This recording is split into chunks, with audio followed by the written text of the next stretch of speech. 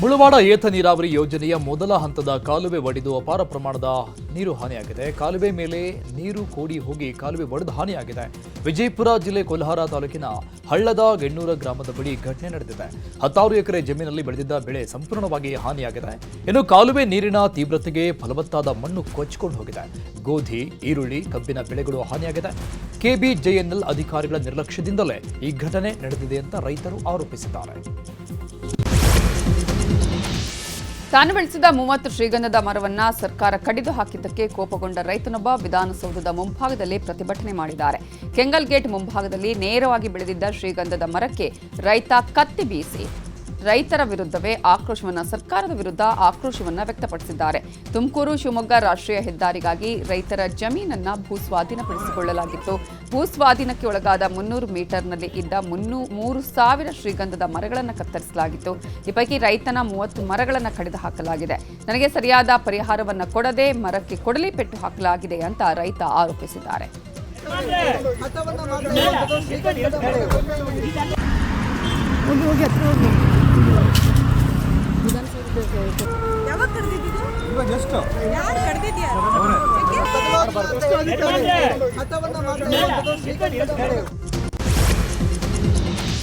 ಬೆಂಗಳೂರು ಹೊರವಲಯ ಬನ್ನೇರುಘಟ್ಟ ಸಮೀಪದ ಚಿಕ್ಕಮ್ಮನಹಳ್ಳಿಯಲ್ಲಿ ಸ್ಕ್ರಾಪ್ ಗೋಡೌನ್ನಲ್ಲಿ ಅಗ್ನಿ ಅವಘಡ ಸಂಭವಿಸಿದೆ. ಆಕಸ್ಮಿಕ ಬೆಂಕಿಗೆ ಸ್ಕ್ರಾಪ್ ಗೋದಾಮ್ ಧಗಧಗನೆ ಹೊತ್ತಿ ಉರಿದಿದೆ. ಪ್ಲಾಸ್ಟಿಕ್, ಕೆಮಿಕಲ್ ವಸ್ತುಗಳು ಸೇರಿದಂತೆ ಸ್ಕ್ರಾಪ್ ವಸ್ತುಗಳು ಬೆಂಕಿಗೆ ಆಹುತಿಯಾಗಿವೆ. ಬೆಂಕಿ ನಂದಿಸಲು ಅಗ್ನಿಶಾಮಕ ಸಿಬ್ಬಂದಿ ಹರಸಾಹಸ ಪಟ್ಟಿದ್ದು ಬೆಂಕಿಯನ್ನು ಹತೋಟಿಗೆ ತರುವಲ್ಲಿ ಯಶಸ್ವಿಯಾಗಿದ್ದಾರೆ. ಮಲೆಮಹದೇಶ್ವರ ಬೆಟ್ಟದಲ್ಲಿ ಮತ್ತೆ ಚಿರತೆ ದಾಳಿ ಮಾಡಿದೆ. ಪಾದಯಾತ್ರಿ ಬಾಲಕನ ಮೇಲೆ ಚಿರತೆ ದಾಳಿ ಮಾಡಿದ್ದು ಮಳವಳ್ಳಿ ತಾಲೂಕು ಭುವಳ್ಳಿ ಗ್ರಾಮದ ಶ್ರೇಯಸ್ ಅನ್ನುವ ಬಾಲಕನ ಮೇಲೆ ಚಿರತೆ ದಾಳಿ ಮಾಡಿದೆ. ಕುಟುಂಬಸ್ಥರ ಜೊತೆ ಬಾಲಕ ಪಾದಯಾತ್ರೆಗೆ ತೆರಳುತ್ತಾ ಇದ್ದ. ಪಾದಯಾತ್ರಿಗಳು ಗುಂಪಾಗಿ ಹೋಗ್ತಾ ಇದ್ದ ವೇಳೆಯೇ ಪೊಲೀಸರು ದಾಳಿ ಮಾಡಿದ್ದು ಪೊಲೀಸರ ಮೇಲೆ ಕೂಡ ಈ ಒಂದು ಚಿರತೆ ದಾಳಿ ಮಾಡಿದೆ. ಚಿರತೆ ದಾಳಿಯಿಂದ ಮತ್ತೆ ಆತಂಕ ಸೃಷ್ಟಿಯಾಗಿದೆ. ಪಾದಯಾತ್ರಿಗಳು ಜೋರಾಗಿ ಕಿರುಚಿಕೊಂಡ ಹಿನ್ನೆಲೆ ಚಿರತೆ ಓಡಿ ಹೋಗಿದೆ. ಬಾಲಕನಿಗೆ ಮಲೆಮಹದೇಶ್ವರ ಪ್ರಾಥಮಿಕ ಕೇಂದ್ರದಲ್ಲಿ ಚಿಕಿತ್ಸೆ ನೀಡಲಾಗಿದೆ. ಗೂಡ್ಸ್ ಲಾರಿ ಮಗುಚಿ ಬೊಲೆರೋ ಕಾರ್ ಪೀಸ್ ಆಗಿದೆ. ಚಿಕ್ಕಬಳ್ಳಾಪುರದ ದೊಡ್ಡ ಪೈಲಗುರುಕಿ ಬಳಿ ಅಪಘಾತ ಸಂಭವಿಸಿದೆ. ನಿಯಂತ್ರಣ ತಪ್ಪಿ ಲಾರಿ ಕಾರ್ ಮೇಲೆ ಬಿದ್ದಿದೆ. ನೋಡ್ತಾ ಇದ್ದಂತೆ ಲಾರಿ ಚಕ್ರದ ಅಡಿ ಸಿಲುಕಿದ ಬೊಲೆರೋ ವಾಹನ ನಜ್ಜುಗುಜ್ಜಾಗಿದೆ. ಕಾರ್ನಲ್ಲಿದ್ದ ಚಾಲಕ ಎಲ್ಲರೆದುರಲ್ಲೇ ನರಳಿ ಪ್ರಾಣ ಬಿಟ್ಟಿದ್ದಾರೆ. ಸ್ಥಳಕ್ಕೆ ಚಿಕ್ಕಬಳ್ಳಾಪುರ ಎಸ್ಪಿ ಕುಶಾಲ್ ಚೌಕ್ಸೆ ಭೇಟಿ ಕೊಟ್ಟು ಪರಿಶೀಲಿಸಿದ್ದಾರೆ. ಫೆಬ್ರವರಿ 12ಕ್ಕೆ ಆರ್ಸಿಬಿ ಅಭಿಮಾನಿಗಳಿಗೆ ಗುಡ್ ನ್ಯೂಸ್ ಸಿಗುವ ಸಾಧ್ಯತೆ ಇದೆ. ಚಿನ್ನಸ್ವಾಮಿಯಲ್ಲಿ ಐಪಿಎಲ್ ಪಂದ್ಯ ನಡೆಯುತ್ತಾ ಇಲ್ವಾ ಅನ್ನೋ ಗೊಂದಲಕ್ಕೆ ತೆರೆ ಬೀಳಲಿದೆ. ನಿನ್ನೆ ಗೃಹ ಸಚಿವರನ್ನ ವೆಂಕಟೇಶ್ ಪ್ರಸಾದ್ ಭೇಟಿಯಾಗಿದ್ರು. ಈಗ GBA commissioner Maheshwar Rao, police commissioner Hemant Kumar Singh, RCB ನಿಯೋಗ ಸ್ಟೇಡಿಯಂನಲ್ಲಿ ಪರಿಶೀಲನೆ ನಡೆಸಿದ್ದು ಪಂದ್ಯ ನಡೆಸೋದಕ್ಕೆ ಚಿನ್ನಸ್ವಾಮಿ ಸ್ಟೇಡಿಯಂನ ಫಿಟ್ನೆಸ್ ಬಗ್ಗೆ ಅವತ್ತೇ ಮಾಹಿತಿ ಹೊರಬೀಳಲಿದೆ. ವಿಜಯಪುರದಲ್ಲಿ ಮತ್ತೊಂದು ಲವ್ ಜಿಹಾದ್ ನಡೆದಿರುವ ಆರೋಪ ಕೇಳಿಬಂದಿದೆ. ಪ್ರೀತಿಸಿದ ಮುಸ್ಲಿಂ ಯುವಕನೊಂದಿಗೆ ತೆರಳಿದ ಮಗಳಿಗಾಗಿ ಪೋಷಕರು ಗಾಂಧಿ ಚೌಕ್ ಠಾಣೆಯ ಮುಂದೆ ಕಣ್ಣೀರು ಹಾಕಿದ್ದಾರೆ. ನಿಶಾ ಚೌಹಾನ್ ಹಾಗೂ ಮೊಹಮ್ಮದ್ ಸಲೀಂ ಒಬ್ಬರಿಗೊಬ್ಬರು ಪ್ರೀತಿಸಿ ಮದುವೆಯಾಗಿದ್ದರು. ಇದರಿಂದ ಆಕ್ರೋಶಗೊಂಡ ಯುವತಿಯ ಪೋಷಕರು ಮಗಳಿಗಾಗಿ ಠಾಣೆ ಮೆಟ್ಟಿಲೇರಿದ್ರು. ಆದರೆ ಠಾಣೆಯಲ್ಲಿ ಯುವತಿ ಯುವಕನೊಂದಿಗೆ ಹೋಗೋದಾಗಿ ಹೇಳಿ ತೆರಳಿದ್ದಾಳೆ. ಇದರಿಂದ ಹೆತ್ತವರು ಕಣ್ಣೀರು ಹಾಕಿದ್ದಾರೆ. ಇನ್ನು ಇದೇ ವಿಚಾರವಾಗಿ ಹಿಂದೂಪರ ಕಾರ್ಯಕರ್ತರು ಆಕ್ರೋಶ ವ್ಯಕ್ತಪಡಿಸಿದ್ದು, ಮದುವೆಗೆ ಕುಟುಂಬಸ್ಥರ ವಿರೋಧವಿದೆ, ಆದರೂ ಯುವತಿಯ ಬ್ರೈನ್ ವಾಶ್ ಮಾಡಿ ಮರಳು ಮಾಡಲಾಗಿದೆ. ಈ ಬಗ್ಗೆ ಕಾನೂನು ಹೋರಾಟ ಮಾಡುತ್ತೀವಿ, ಯುವತಿಯನ್ನ ಬಲವಂತವಾಗಿ ಮತಾಂತರ ಮಾಡಲಾಗಿದೆ ಅಂತ ಹಿಂದೂಪರ ಕಾರ್ಯಕರ್ತರು ಆರೋಪಿಸಿದ್ದಾರೆ. ನಿಶಾ ಚೌಹಾಣ್ ಇಂಡಿ ತಾಲೂಕಿನ ಹಿಂದೂ ಹುಡುಗಿಯನ್ನು ನಿನ್ನೆ ದಿವಸ ನಮಗೆ ಬಂದಿರೋ ಮಾಹಿತಿ ಪ್ರಕಾರ ಮೊಹಮ್ಮದ್ ಎಂಬ ಯುವಕ, ಅವನು ಇಂಡಿ ತಾಲೂಕಿನವನೇ, ಅಕ್ರಮವಾಗಿ ಅವರಿಗೆ ಬಲವಂತವಾದ ಮತಾಂತರ ಮಾಡಿಸಿ, ಅಂದರೆ ನಿಶಾಳನ್ನು ಒಂದು ಮಸೀದಿಯಲ್ಲಿ ಕರ್ಕೊಂಡೋಗಿ ಅವಳಿಗೆ ಬಲವಂತವಾದ ಮತಾಂತರವನ್ನು ಮಾಡಿಸಿ ಮದುವೆ ಆಗಿದ್ದಾನೆ ಎಂಬುದು ನಮಗೆ ಮೇಲ್ನೋಟಕ್ಕೆ ಕಂಡು ಬಂದಿದೆ. ನಿಶಾ ಚೌಹಾಣ್ ಬೆಂಗಳೂರಲ್ಲಿ ಮತ್ತೊಂದು ಲವ್ ಜಿಹಾದ್ ಕೇಸ್ ನಡೆದಿದೆ ಅನ್ನುವ ಆರೋಪ ಕೇಳಿಬಂದಿದೆ. ಬಿಟಿಎಂ ಲೇಔಟ್ ನಿವಾಸಿ ಸೈಯದ್ ಇಮ್ತಿಯಾಜ್ ಕೋಲ್ಕತ್ತಾ ಮೂಲದ ಹಿಂದೂ ಯುವತಿ ಸೃಷ್ಟಿ ತ್ರಿಪಾಠಿ ಮದುವೆಯಾಗಿದ್ದ. ಇನ್ನು ಈ ಹಿಂದೆ ಪತ್ನಿಗೆ ಅಬಾರ್ಷನ್ ಕೂಡ ಮಾಡಿಸಿದಂತೆ. ಇದೀಗ ಸೃಷ್ಟಿ ಮತ್ತೆ ಗರ್ಭಿಣಿಯಾಗಿದ್ದು ಹೆಣ್ಣು ಮಗುವಿಗೆ ಜನ್ಮ ಕೊಟ್ಟಿದ್ದಾಳೆ. ಸೃಷ್ಟಿಯ ಹೆಸರನ್ನ ಜೈನಾಬ್ ಅಂತ ಬದಲಾಯಿಸಿ ಇಸ್ಲಾಂಗೆ ಮತಾಂತರ ಮಾಡಿದ ಆರೋಪ ಕೇಳಿಬಂದಿದೆ. 2025ರ ಫೆಬ್ರವರಿಯಲ್ಲಿ ಮಗು ಹಾಗೂ ತಾಯಿಯನ್ನ ಕೋಲ್ಕತ್ತಾದಲ್ಲಿ ಬಿಟ್ಟು ಸೈಯದ್ ಇಮ್ತಿಯಾಜ್ ಎಸ್ಕೇಪ್ ಆಗಿದ್ದು ನ್ಯಾಯಕ್ಕಾಗಿ ನೊಂದ ಮಹಿಳೆ ಅಲೆದಾಡ್ತಿದ್ದಾಳೆ. इधर इम्तियाज ने मुझे कन्वर्ट करा के शादी से पहले अब छोड़ के मुझे भाग गए। उनके माता पिता भी मिले हुए हैं। उनके माता पिता को फिक्र ही नहीं है, वो कहाँ पे बोल रहे कि कहाँ तो भी होगा, छोड़ो तुम्हें कहीं को इतना टेंशन ले रही सो, इतना करके बोल रहे हैं।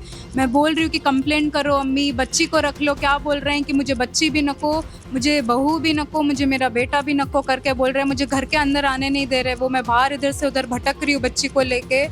मेरे पास पैसे भी नहीं है कि मैं कहाँ तो भी रहूँ, यहाँ पे मेरे शौहर दे के कहाँ तो भी किसके घर में बेंगलोर में होंगे, धोखा दे के चले गए। मुझे क्या उनका इरादा है मुझे नहीं मालूम।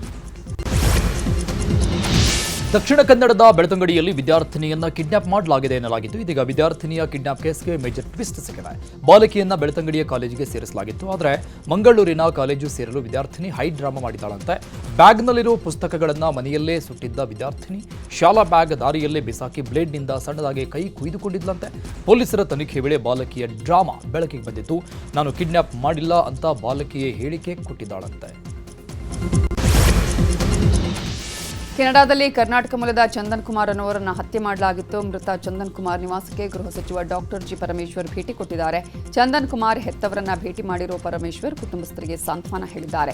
ಈ ವೇಳೆ ಚಂದನ್ ತಾಯಿ ಪರಂ ಮುಂದೆ ಕಣ್ಣೀರಿಟ್ಟಿದ್ದಾರೆ. ನನ್ನ ಮಗ ಸಮಾಜ ಸೇವೆ ಮಾಡ್ತಿದ್ದ ಸರ್, ಮದುವೆ ಮಾಡಬೇಕು ಅಂತ ಅಂದ್ಕೊಂಡಿದ್ವಿ, ನೆಲಮಂಗಲದಲ್ಲಿ ಮನೆ ಕಟ್ಟಿಸೋಕು ಮುಂದಾಗಿದ್ದ. ಅವನು ಚೆನ್ನಾಗಿರೋದನ್ನ ನೋಡಿ ನಾವು ಸಂತೋಷವಾಗಿರೋದಕ್ಕೆ ಆಸೆ ಪಟ್ಟಿದ್ವಿ. ಫಾರಿನ್ ಎಲ್ಲ ಒಬ್ಬನೇ ವ್ಯವಸ್ಥೆ ಮಾಡ್ಕೊಂಡಿದ್ದಾನೆ. ಒಂದು ದಿನ ಕೂಡ ನಮಗೆ ಏನು ಅಲ್ಲಿನ ಕಷ್ಟಗಳ ಬಗ್ಗೆ ಹೇಳಿಲ್ಲ, ಕಷ್ಟನೂ ನಮಗೆ ಕೊಟ್ಟಿಲ್ಲ ಅಂತ ಅಳಲನ್ನು ತೊಡ್ಕೊಂಡಿದ್ದಾರೆ. ಇನ್ನು ಭೇಟಿ ಬಳಿಕ ಮಾತಾಡಿರೋ ಗೃಹ ಸಚಿವ ಡಾಕ್ಟರ್ ಜಿ ಪರಮೇಶ್ವರ್, ಕೆನಡಾದಲ್ಲಿ ಚಂದನ್ನನ್ನ ಯಾವ ಕಾರಣಕ್ಕೆ ಹತ್ಯೆ ಮಾಡಲಾಗಿದೆ ಅನ್ನೋದರ ಮಾಹಿತಿ ಸಿಕ್ಕಿಲ್ಲ. ಅವರ ಆತ್ಮಕ್ಕೆ ಶಾಂತಿ ಸಿಗಲಿ.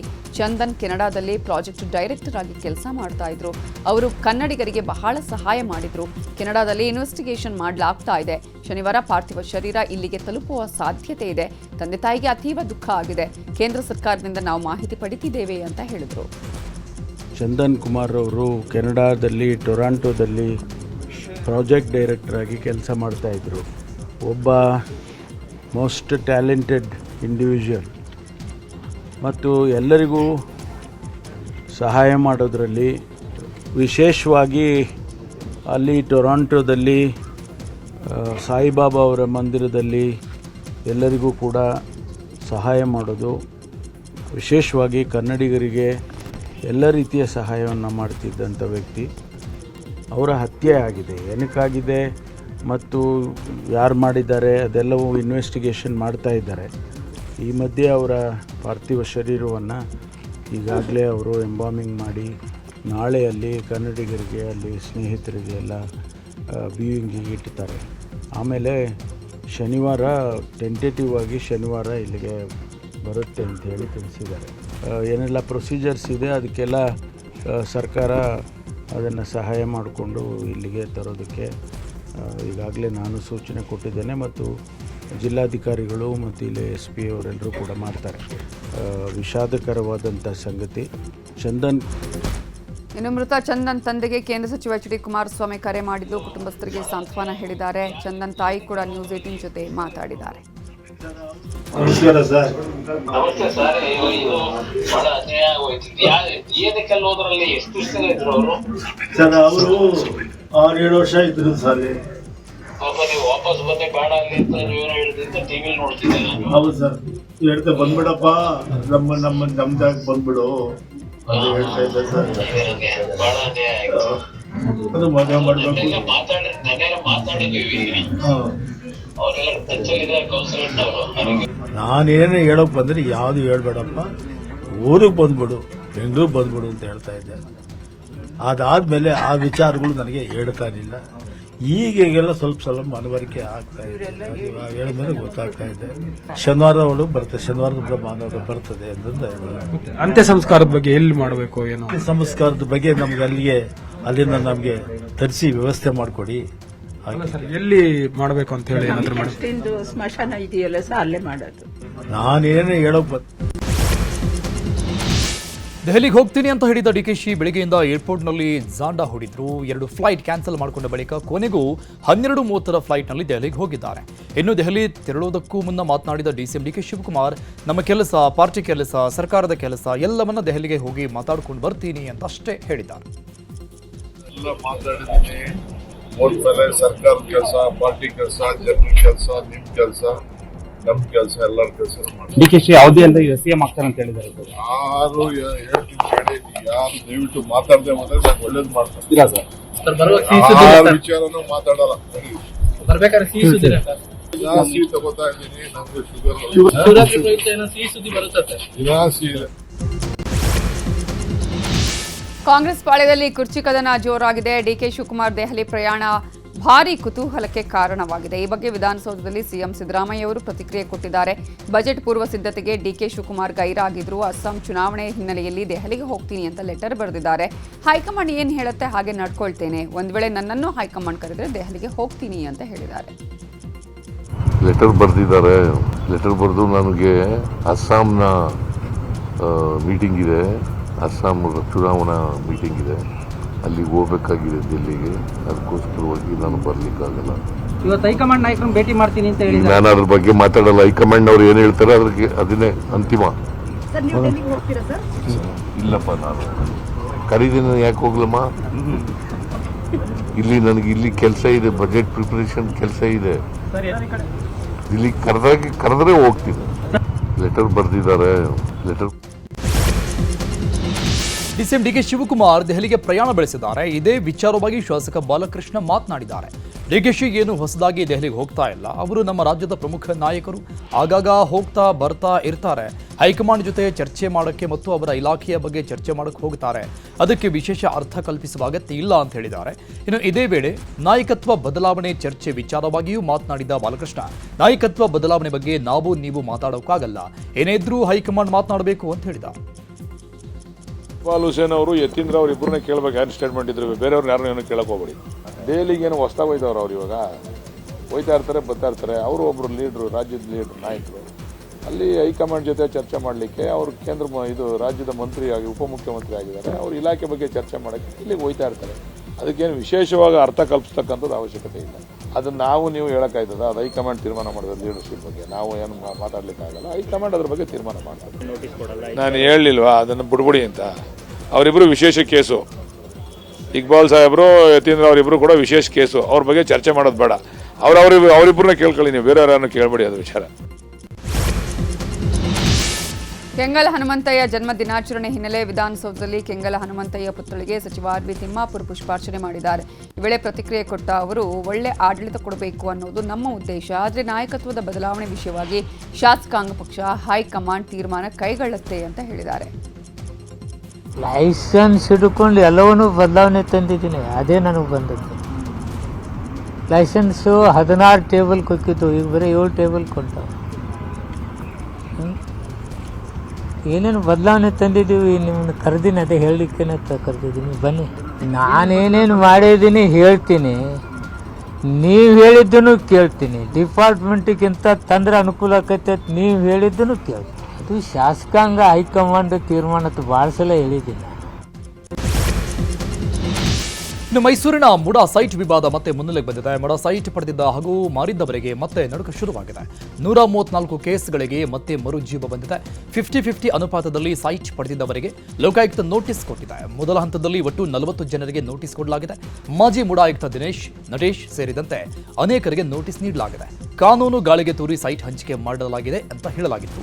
ಈ ಹಿನ್ನೆಲೆಯಲ್ಲಿ ಲೋಕ SP ಉದೇಶ್ ತನಿಖೆ ಕೈಗೆತ್ತಿಕೊಂಡಿದ್ದು, ಫಲಾನುಭವಿಗಳಿಗೂ ಪಡೆದ ಸೈಟ್ನ ಮೂಲ ದಾಖಲೆಗಳನ್ನು ಒದಗಿಸುವಂತೆ ಹೇಳಲಾಗಿದೆ. ಆಡಳಿತದಲ್ಲಿ ಸಿಎಂ ಪುತ್ರ ಯತೀಂದ್ರ ಹಸ್ತಕ್ಷೇಪ ವಿಚಾರವಾಗಿ ಮಾಜಿ ಸಂಸದ ಪ್ರತಾಪ್ ಸಿಂಹ ಪ್ರತಿಕ್ರಿಯೆ ಕೊಟ್ಟಿದ್ದಾರೆ. ಮೈಸೂರಲ್ಲಿ ಮಾತಾಡಿದ ಅವರು, ಯತೀಂದ್ರ ಸಿದ್ದರಾಮಯ್ಯ ವರ್ಗಾವಣೆ ದಂಧೆಯಲ್ಲಿ ತೊಡಗಿದ್ದಾರೆ. ಯತೀಂದ್ರ ಅನಧಿಕೃತವಾಗಿ ವರ್ಗಾವಣೆ ಸಚಿವರಾಗಿದ್ದಾರೆ. ಸಿಎಂಗೆ ಯತೀಂದ್ರ ಕೆಟ್ಟ ಹೆಸರು ತರ್ತಿದ್ದಾರೆ. ರಾಕೇಶ್ರಿಂದ ಸಿದ್ದರಾಮಯ್ಯಗೆ ಯಾವತ್ತೂ ಮುಜುಗರ ಆಗಿರಲಿಲ್ಲ. ಅಪ್ಪನ ಅಧಿಕಾರವನ್ನ ಯತೀಂದ್ರ ದುರುಪಯೋಗ ಮಾಡಿಕೊಂಡಿದ್ದಾರೆ. ರಾಜ್ಯದಲ್ಲಿ ಯತೀಂದ್ರ ಸೇಲ್ಸ್ ಟ್ಯಾಕ್ಸ್ ಕಡ್ಡಾಯವಾಗಿದೆ. ಯತೀಂದ್ರ ಅವರೇ ಯಾರಿಗಾಗಿ ಇಷ್ಟು ಆಸ್ತಿ ಮಾಡ್ತಿದ್ದೀರಿ? ಮನೆ, ತೋಟ, ಆಸ್ತಿ ಎಲ್ಲ ಇದೆ. ಎಲ್ರಿಗೂ ಗದರಿಸೋ ಸಿದ್ದರಾಮಯ್ಯ ತಮ್ಮ ಸ್ವಂತ ಮಗನಿಗೆ ಯಾಕೆ ಗದರಿಸ್ತಿಲ್ಲ ಅಂತ ಪ್ರಶ್ನೆ ಮಾಡಿದ್ದಾರೆ. ರಾಕೇಶ್ ಅವರು ಬದುಕಿದ್ರು. ರಾಕೇಶ್ ಅವರು ಬದುಕಿರೋವರೆಗೂ ಕೂಡ, ಯಾಕಂದ್ರೆ ಅವ್ರು ಇಷ್ಟು ಅವರ ಅಧಿಕಾರಾವಧಿಯಲ್ಲಿ ರಾಕೇಶ್ ರಾಜಕಾರಣನೂ ನೋಡ್ಕೊಳ್ತಾ ಇದ್ರು, ಆದರೆ ಅವ್ರ ಅಪ್ಪನಿಗೆ ಕೆಟ್ಟ ಹೆಸರು ತರುವಂಥ, ಅವ್ರ ಅಪ್ಪನಿಗೆ ಒಂದೇ ಒಂದು ಕಪ್ಪು ಚುಕ್ಕೆ ಬರುವಂತೆ ಯಾವತ್ತೂ ನಡ್ಕೊಂಡಿರಲಿಲ್ಲ. ಯಾವುದೇ ಅವರು ಒಂದು ಹಗರಣಗಳಲ್ಲಿ ಸಿಕ್ಕಿ ಹಾಕುವಂಥ ಒಂದು ಪರಿಸ್ಥಿತಿನ ತಂದುಕೊಂಡಿರಲಿಲ್ಲ. ಯತೀಂದ್ರ ಅಂತೂ ಎಲ್ಲ ಟ್ರಾನ್ಸ್ಫರ್ಗಳಿಗೂ ಕೂಡ ಕೈ ಹಾಕ್ತಾ ಇದ್ದಾರೆ. ಈ GSTನಲ್ಲಿ SGST ಅಂತ ಒಂದಿದೆ, ಅದು state goods and sales tax ಅಂತ ಹೇಳ್ಬಿಟ್ಟು ಅದಿವತ್ತು SGST ಹೆಂಗಾಗಿದೆ ಅಂತಂದ್ರೆ Siddaramaiah goods and sales tax ಆಗಿದೆ ರಾಜ್ಯ ಮಟ್ಟದಲ್ಲಿ. ಇನ್ನು ಟ್ರಾನ್ಸ್ಫರ್ ವಿಚಾರಕ್ಕೆ ಬಂದ್ರೆ YST ಅಂತ ಹೇಳ್ಬಿಟ್ಟು ಯತೀಂದ್ರ ಸೇಲ್ಸ್ ಟ್ಯಾಕ್ಸ್. ಇಡೀ ರಾಜ್ಯದಲ್ಲಿ ವರ್ಗಾವಣೆ ದಂಧೆಯನ್ನ ನಡೆಸ್ತಾ ಇರುವಂತದ್ದು ಯತೀಂದ್ರ. ಅವ್ರ ಅಪ್ಪಂಗೂ ಕೆಟ್ಟ ಹೆಸರು ತಗೊಂಡ್ಬರ್ತಾ ಇದ್ದಾರೆ. ಎಲ್ಲ ಕಡೆ ನಿಮ್ಗೆ ಆಸ್ತಿ ಪಾಸ್ತಿ ಎಲ್ಲ ಇದೆ, ಫಾರ್ಮ್ ಹೌಸ್ ಇದೆ, ಹೊಸ ಮನೆನೂ ಕಟ್ಟಿದಿರಿ, ನಿಮ್ಮ ಅಣ್ಣನ ಮಗನಿಗೆ ನಿಮ್ಮ ಅತ್ತಿಗೆನೂ ಕೂಡ ಮಾಡಿಟ್ಟಿದ್ದಾರೆ. ಯಾರಿಗೋಸ್ಕರ ಮಾಡ್ತಿದ್ದೀರಿ ಯತೀಂದ್ರ? ಇನ್ನು ಮೈಸೂರು ಅಭಿವೃದ್ಧಿ ಬಗ್ಗೆಯೂ ಪ್ರತಾಪ್ ಸಿಂಹ ಪ್ರತಿಕ್ರಿಯೆ ಕೊಟ್ಟಿದ್ದು, ಮೈಸೂರಲ್ಲಿ ಅಭಿವೃದ್ಧಿ ಸತ್ತು ಹೋಗಿದೆ. ಸ್ವಾತಂತ್ರ್ಯ ದಿನ, ಗಣರಾಜ್ಯೋತ್ಸವ ಹಾಗೂ ದಸರಾದಲ್ಲಿ ಅಷ್ಟೇ ಜಿಲ್ಲಾ ಉಸ್ತುವಾರಿ ಸಚಿವರುಗಳು ಕಾಣ್ತಾರೆ. ಯತೀಂದ್ರ ಬಾಯಲ್ಲಿ ಒಂದು ದಿನ ಆದರೂ ಮೈಸೂರು ಅಭಿವೃದ್ಧಿ ಮಾತು ಬಂದಿದೆಯಾ? ಸ್ಥಳೀಯ ಸಂಸ್ಥೆ ಚುನಾವಣೆ ಮಾಡಲು ಕಾಂಗ್ರೆಸ್ಗೆ ಧೈರ್ಯ ಇಲ್ಲ ಅಂತ ಕಿಡಿಕಾರಿದ್ರು. ಮೈಸೂರಿಗಿನ್ನೊಬ್ಬರು ಉಸ್ತುವಾರಿ ಸಚಿವರು ವರ್ಷದಲ್ಲಿ 3 ಸಾರಿ ಅವರು ಒಂದು ಇಂಡಿಪೆಂಡೆನ್ಸ್ ಡೇ ಬರ್ತಾರೆ, ಬಾವುಟ ಹಾರಿಸ್ತಾರೆ. ಹಾಗೆ ರಿಪಬ್ಲಿಕ್ ಡೇಗೆ ಬರ್ತಾರೆ, ಬಾವುಟ ಹಾರಿಸ್ತಾರೆ.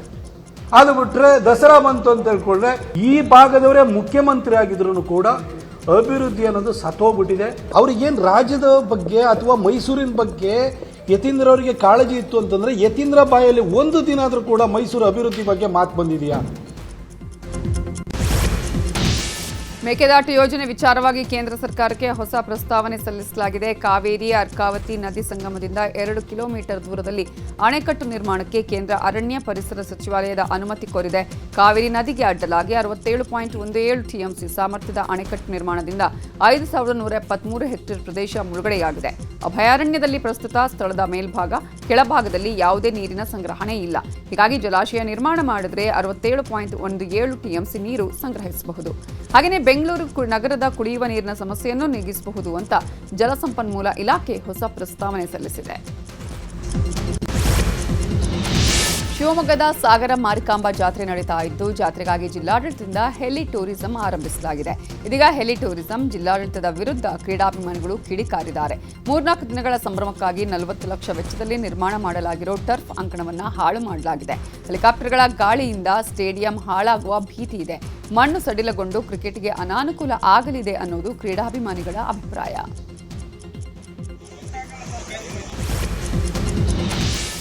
ಬೇಸಿಗೆಗೂ ಮುನ್ನವೇ ಮಂಡ್ಯ ಜಿಲ್ಲೆಯಲ್ಲಿ ನೀರಿಗೆ ಹಾಹಾಕಾರ ಶುರುವಾಗಿದೆ. ಕೆಆರ್ಪೇಟೆಯ ಹೊಸ ಹೊಳಲು 18ನೇ ವಾರ್ಡ್ನಲ್ಲಿ ಕುಡಿಯುವ ನೀರಿಲ್ಲದೆ ಜನ ಪರದಾಡ್ತಾ ಇದ್ದಾರೆ. ವಾರಕ್ಕೆ ಒಮ್ಮೆಯೂ ನೀರು ಕೊಡ್ತಾ ಇಲ್ಲ ಅಂತ ದಿಂಡಿಗೆ ಹಿಡಿದು ನೀರಿಗಾಗಿ ಜನ ಆಕ್ರೋಶ ವ್ಯಕ್ತಪಡಿಸಿದ್ದಾರೆ. ಇನ್ನು ವಾರಕ್ಕೊಮ್ಮೆ ನೀರು ಬಿಟ್ಟರೂ ಅದು ಕಲುಷಿತವಾಗಿದೆ. ಹೀಗಾಗಿ ಹಣ ನೀಡಿ ಆಟೋ ಮೂಲಕ ನೀರು ತರಿಸ್ತಾ ಇದ್ದೇವೆ ಅಂತ ಸ್ಥಳೀಯರು ಆಕ್ರೋಶ ವ್ಯಕ್ತಪಡಿಸಿದ್ದಾರೆ.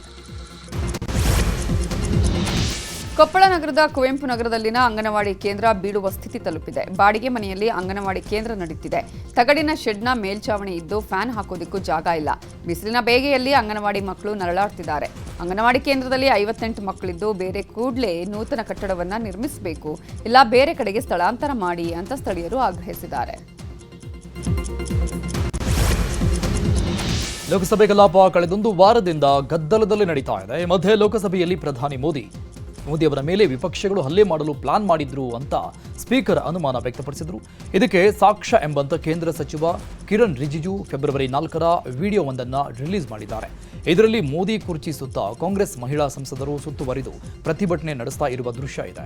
ಈ ಬಗ್ಗೆ ಬಿಜೆಪಿ ಮಹಿಳಾ ಸಂಸದರು ಸ್ಪೀಕರ್ ಓಂ ಬಿರ್ಲಾ ಅವರಿಗೆ ಪತ್ರ ಬರೆದು ಪಿಎಂ ಆಸನವನ್ನ ಸುತ್ತುವರಿದ ಘಟನೆ ಅತ್ಯಂತ ದುರದೃಷ್ಟಕರ, ಈ ಬಗ್ಗೆ ಸೂಕ್ತ ಕ್ರಮ ತೆಗೆದುಕೊಳ್ಳಬೇಕು ಅಂತ ಒತ್ತಾಯಿಸಿದ್ದಾರೆ. ಶಾಸಕ ಭೈರತಿ ಬಸವರಾಜ್ಗೆ ಹೈಕೋರ್ಟ್ ಶಾಕ್ ನೀಡಿದೆ. ಬಿಕ್ಲು ಶಿವ ಕೊಲೆ ಕೇಸ್ನಲ್ಲಿ ಭೈರತಿ ಬಸವರಾಜ್ ಸಲ್ಲಿಕೆ ಮಾಡಿದ ನಿರೀಕ್ಷಣಾ ಜಾಮೀನು ಅರ್ಜಿಯನ್ನು ಹೈಕೋರ್ಟ್ ವಜಾ ಮಾಡಿದೆ. ಜಾಮೀನು ಅರ್ಜಿ ವಿಚಾರಣೆ ನಡೆಸಿದ ನ್ಯಾಯಮೂರ್ತಿ ಸುನಿಲ್ ದತ್ ಯಾದವ್ ಪೀಠ ನಿರೀಕ್ಷಣಾ ಜಾಮೀನು ಅರ್ಜಿ ವಜಾಗೊಳಿಸಿದೆ. ಮೈಸೂರಲ್ಲಿ ಫೆಬ್ರವರಿ 14ರಂದು ಹನುಮಾನ್ ಚಾಲಿಸಾ ಪಾರಾಯಣ ಕಾರ್ಯಕ್ರಮ ಆಯೋಜನೆ ಮಾಡಲಾಗಿದ್ದು, ಗಣಪತಿ ಸಚ್ಚಿದಾನಂದ ಸ್ವಾಮಿಗಳ ನೇತೃತ್ವದಲ್ಲಿ ಕಾರ್ಯಕ್ರಮ ನಡೆಯಲಿದೆ. ಮಹಾರಾಜ ಕಾಲೇಜು ಮೈದಾನದಲ್ಲಿ ಕಾರ್ಯಕ್ರಮಕ್ಕೆ ಸಿದ್ಧತೆ ಮಾಡಿಕೊಳ್ಳಲಾಗಿದೆ. ದೇಶದ ವಿವಿಧ ರಾಜ್ಯಗಳಿಂದ ಸಹಸ್ರಾರು ಸಂಖ್ಯೆಯಲ್ಲಿ ಆಗಮಿಸುವ ಭಕ್ತರು ಕಾರ್ಯಕ್ರಮದಲ್ಲಿ ಭಾಗಿಯಾಗಲಿದ್ದು, ಒಟ್ಟು 2 ದಿನಗಳ ಕಾಲ ಕಾರ್ಯಕ್ರಮ ನಡೆಯಲಿದೆ. 14ರಂದು ಹನುಮಾನ್ ಚಾಲಿಸಾ ಪಾರಾಯಣ ನಡೆದರೆ 15ರಂದು ಶಿವರಾತ್ರಿ ಮಹಾಜಾಗರಣೆ, ಗಿರಿಜಾ ಕಲ್ಯಾಣ ನಡೆಯಲಿದೆ. ಭಕ್ತರು ಕಾರ್ಯಕ್ರಮದಲ್ಲಿ ಭಾಗಿಯಾಗಿ ಅಂತ ಸ್ವಾಮೀಜಿ ಕರೆ ಕೊಟ್ಟಿದ್ದಾರೆ.